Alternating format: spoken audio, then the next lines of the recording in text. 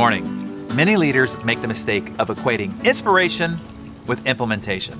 They assume if they provide their team with a grand vision and some chest-beating motivation that all will be well. Here's a great analogy that I read recently. It is like an art teacher who sets his students down in an alpine meadow and asks them to reproduce the glorious landscape. The big picture is inspiring. Long swaying grass, white aspens with shimmery golden leaves, a brook that winds toward the backdrop of snow-capped mountains.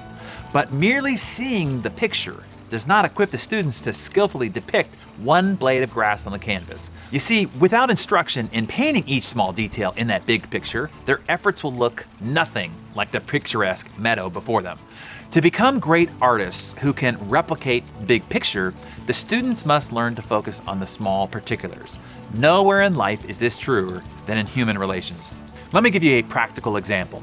A sales manager at a department store casted a grand vision to double women's shoe sales in June. He designed a big summer sale, and he explained that there was a big incentive for upselling that was sure to produce big results in his mind. But unfortunately, when June 1st came around, his sales force stopped listening to customer stories, they stopped being sensitive to customers' budgets and considerate of their time. Instead, they began fishing for big opportunities to suggest more expensive shoes or pushed a half-price second pair or the need for a matching accessory. So what happened? By month's end, sales had decreased by 8%. What went wrong? The sales manager might blame his sales team for a lack of execution, but this particular manager pointed the finger at himself. What could he have done differently?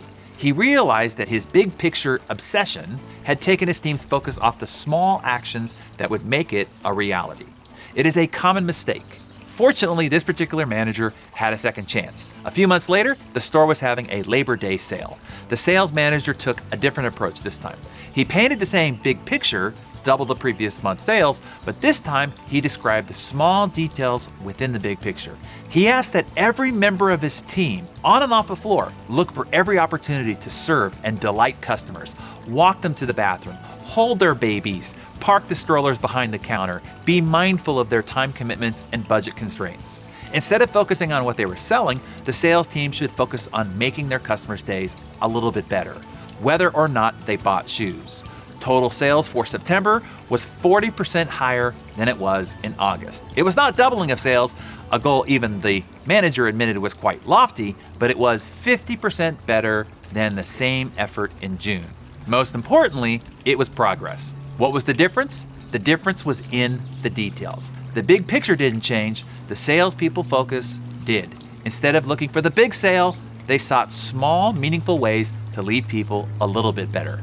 The smaller seeds sown meaningfully reaped a bigger harvest.